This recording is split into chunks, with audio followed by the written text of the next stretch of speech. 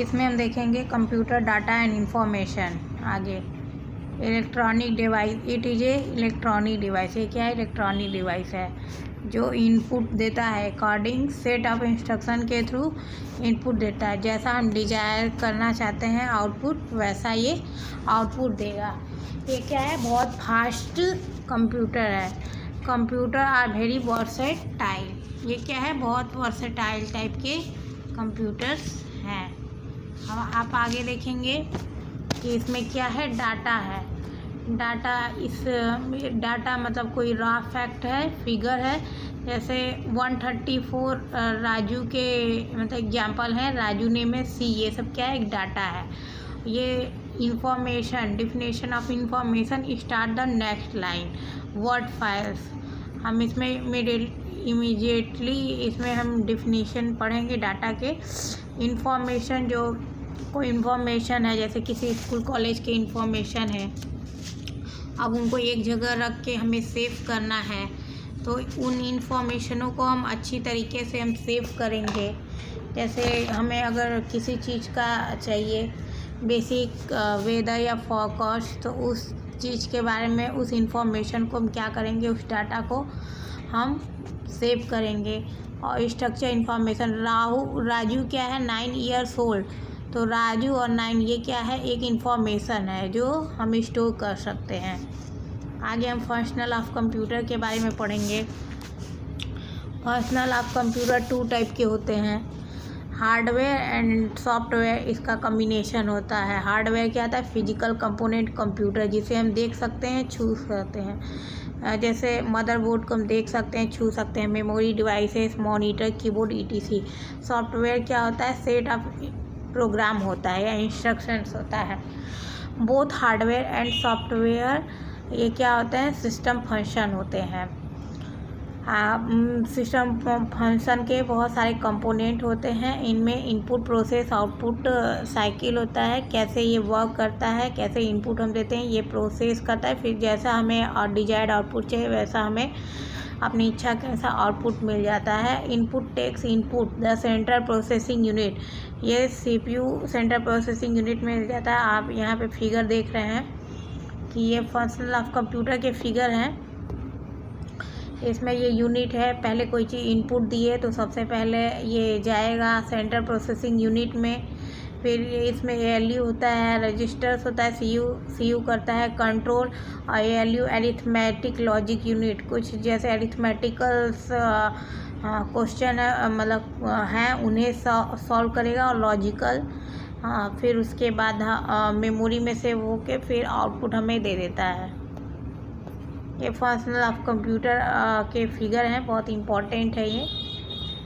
अब आगे हम देखेंगे इनपुट यूनिट। इनपुट यूनिट में क्या है? इनपुट यूनिट में हम क्या ले सकते हैं? इनपुट यूनिट मतलब कंप्यूटर से ही अटैच्ड होता है। This devices take input. हम कुछ भी इनपुट देते हैं बाइनरी जो कंप्यूटर को बाइनरी लैंग्वेज में कंप्यूटर समझ सकता है 1 और 0 में। फिर some of the common input devices, keyboard, mouse, joystick, scanner. ये इनपुट डिवाइसेस के नाम हैं, कीबोर्ड, माउस, जॉयस्टिक, स्कैनर। और सेंट्रल प्रोसेसिंग यूनिट हम देखेंगे। सेंट्रल प्रोसेसिंग यूनिट क्या होता है? सीपीयू कंप्यूटर का ब्रेन होता है, ठीक है। ये कंट्रोल इसमें होता है, कंट्रोल करता है। इसमें स्मॉल चिप होता है जिसे माइक्रो प्रोसेसर कहते हैं। फिर क्या है? फिर ये परफॉर्म करता है प्रोग्राम को जल्दी से फास्टली एग्जीक्यूट कर सके, कंप्यूटेशन मतलब जो गणनाएँ हैं उन्हें कर सके। CPU has 3 main component are responsible different function. इसमें सीपीयू 3 कंपोनेंट्स इसमें आते हैं, ALU, control unit, memory, registers. आपने ऊपर फिगर में भी देखा होगा। अरिथमेटिक लॉजिक यूनिट, जिससे अरिथमेटिक लॉजिक यूनिट से हम क्या कर सकते हैं? जो मैथमेटिकल कैलकुलेशन है उन्हें सॉल्व करते हैं, और लॉजिकल जो रहते हैं उन्हें सॉल्व करते हैं। अरिथमेटिकल लॉजिकल कैलकुलेशन में क्या क्या आते हैं, एडिशन आते हैं, सब्ट्रैक्शन आते हैं, मल्टीप्लिकेशन आता है, डिवीजन आते हैं। और लॉजिकल डिवीजन में जैसे लॉग वाले आते हैं उन सबको। 2 डाटा आइटम्स जिन्हें हम ये लार्ज और स्मॉल और इक्वल से कर सकते हैं। कंट्रोल यूनिट्स पे हम डाटा फ्लो को कंट्रोल करते हैं और जो ALU के ऑपरेशन होते हैं उन्हें कंट्रोल करते हैं। इनपुट आउटपुट यूनिटों को इसमें रिस्पॉन्सिबल होता है। कैरी आउट के भी मतलब जो रहेंगे उन्हें भी करता है। All the instructions stored in the program, और प्रोग्राम में स्टोर होता है। It decodes, fetch instructions, interprets, understand needs. ये क्या करता है, सिग्नल्स कंट्रोल सिग्नल सेंड करता है input output devices. Required operation done properly by ALU and memory. ये क्या करता है, ALU एंड मेमोरी प्रोवाइड करता है। मेमोरी रजिस्टर्स, इसमें मेमोरी रजिस्टर्स में क्या करता है, register is a temporary unit of memory in the CPU। ये CPU जो रजिस्टर्स होता है वो एक टेम्प्रोरी यूनिट होता है CPU में। टेम्प्रोरी यूनिट ऑफ मेमोरी होता है जो CPU में रहता है। ये क्या करता है, डाटा को रिसीव करता है, इंफॉर्मेशन को। ये पर requirement registers can be of different size. Registers क्या होते हैं, डिफरेंट साइजेस के होते हैं। 16 bit, 32 bit, 64 bit. Each register can include CPU। और रजिस्टर्स क्या होते हैं, CPU से इंक्लूड होते हैं। और इसमें स्टोरिंग डाटा होते हैं।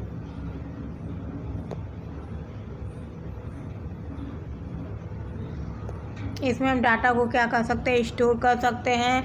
जो लोकेशन होता है, एड्रेस लोकेशन, उसको भी हम देख सकते हैं। Assembly language programmer for storing, इसमें असेंबली लैंग्वेज प्रोग्रामर यूज होते हैं जो जल्दी से रिजल्ट दे देते हैं। एक्यूमुलेटर इसमें लोकेशन में रजिस्टर्स में रहते हैं और जो परफॉर्म करते हैं। ALU में मेमोरी क्या है, memory attach to the CPU।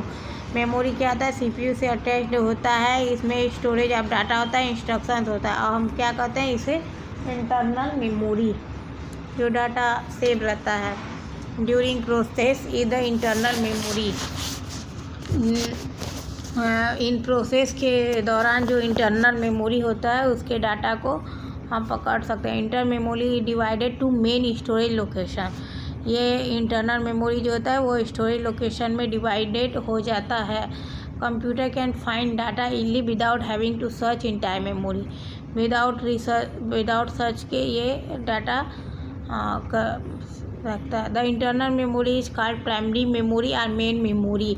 Task is perform. जो इंटरनल मेमोरी होता है वो क्या कहता है, प्राइमरी मेमोरी कहलाता है। और प्राइमरी मेमोरी को मेन मेमोरी भी कहते हैं। वो बहुत सारे कंप्यूटर के टास्क परफॉर्म करता है। CU कंट्रोल यूनिट सारे डाटा को स्टोर करता है, कंट्रोल करता है।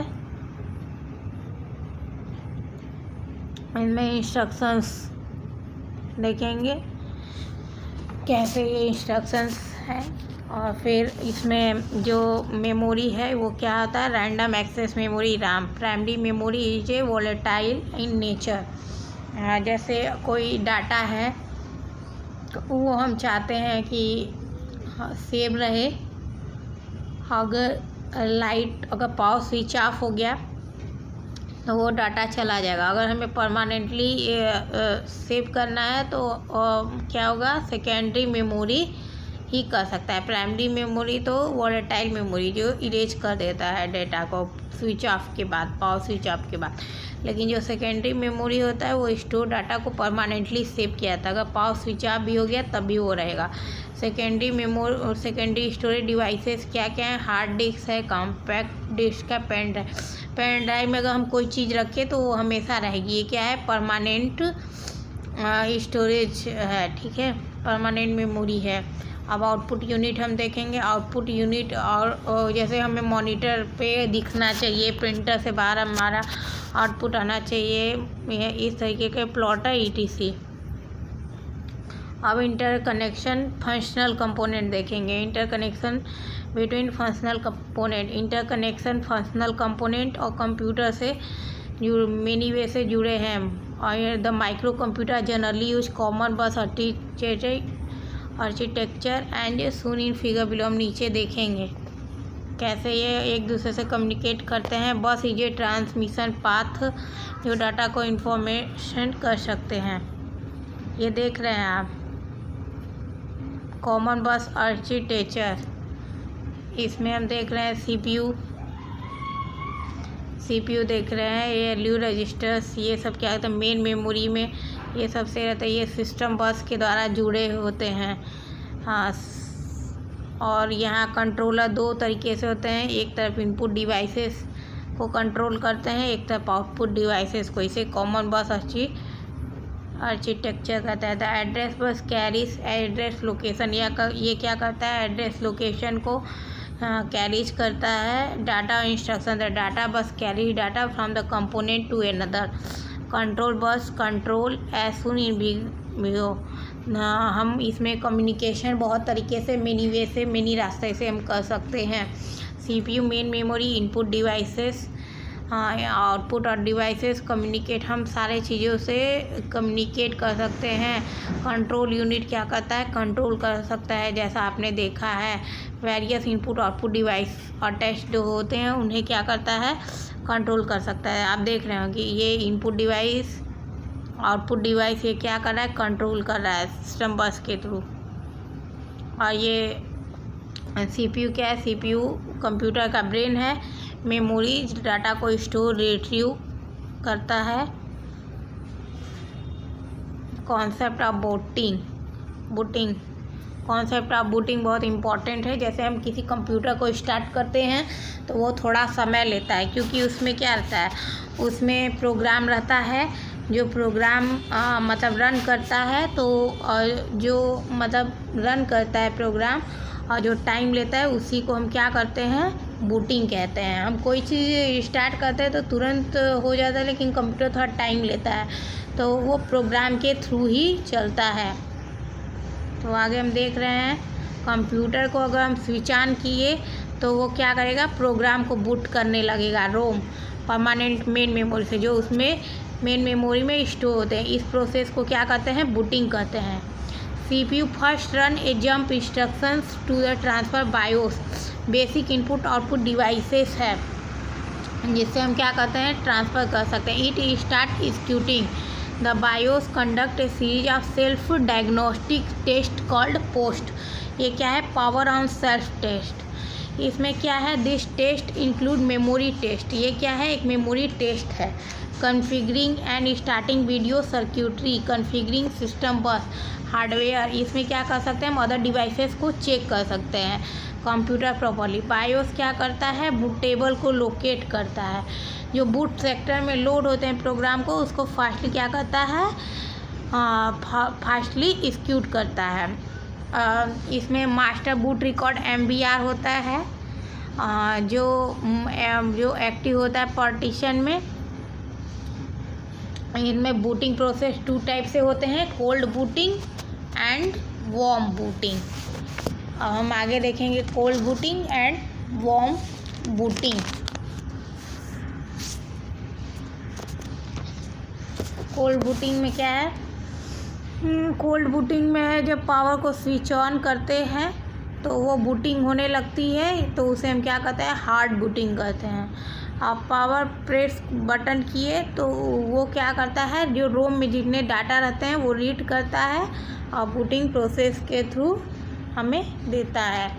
और आउटपुट वार्म बूटिंग में क्या देते हैं जब हम रीसेट करते हैं किसी चीज़ को या रीस्टार्ट करते हैं बटन पे प्रेस करते हैं तो वार्म बूटिंग होता है या सॉफ्ट बूटिंग इसे कहते हैं।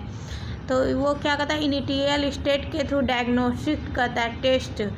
फिर हमें अगर डाटा अगर लॉस हो गया सिस्टम डैमेज हो गया तो वो क्या करता है इस डाटा को प्रॉपरली सेव नहीं किया जाता है। Classification of computer the computer can be classified based on technology digital analogue hybrid. Digital computer में क्या है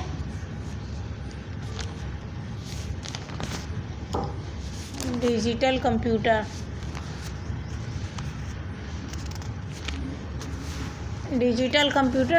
ये क्या करता है digital computer capable for processing information discrete form. Digital technology जो होता है वो लेटर में होता है, सिंबल्स में होता है, नंबर्स में होता है, वो रिप्रेजेंट करता है। वो बाइनरी फॉर्म 0 व 1 को रिप्रेजेंट करता है। बाइनरी डिजिट इजीली एक्सप्रेस हो जाता है डिजिटल कंप्यूटर से। Digital computer are used in industrial, business and scientific application. They are quite large volume of data processing. यह क्या करता है? लार्ज वॉल्यूम के डाटा प्रोसेस करता है।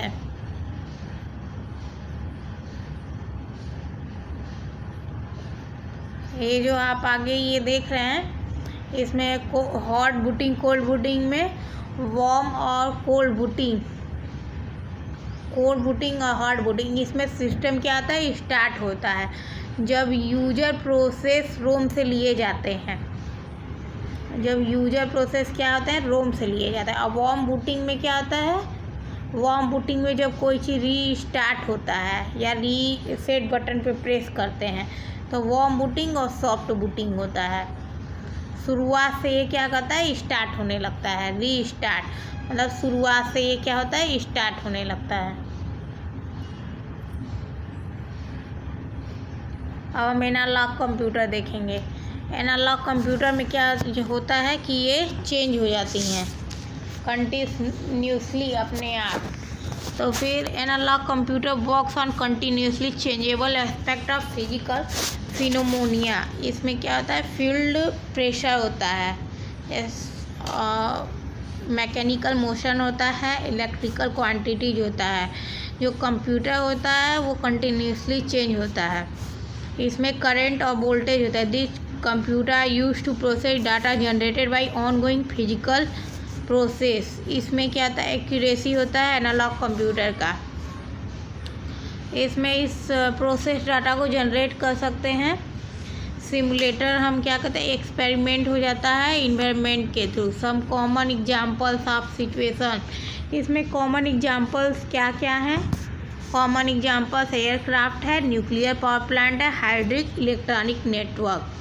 इसमें हाइब्रिड कंप्यूटर्स के बारे में हम देखेंगे। ये क्या है? ये इन दोनों से बना है, एनालॉग और डिजिटल कंप्यूटर। एनालॉग में हुआ था कि एनालॉग में आपने देखा कि कैसे ये चेंज हो जाती थी, और आपने देखा ऊपर डिजिटल कंप्यूटर में कैसे 0 और 1 से होता है और ये क्या होता है? चेंज हो जाता है। तो इन दोनों के मतलब स्पीड से एनालॉग कंप्यूटर की एक्यूरेसी डिजिटल कंप्यूटर के जैसी ही थी। मतलब ये हाइब्रिड कंप्यूटर बनाएगी। ये सबसे लार्ज कंप्यूटर था। इट एक्सेप्ट डिजिटल और एनालॉग सिग्नल। ये क्या करता था? डिजिटल और एनालॉग सिग्नल को क्या करता था? एक्सेप्ट करता था।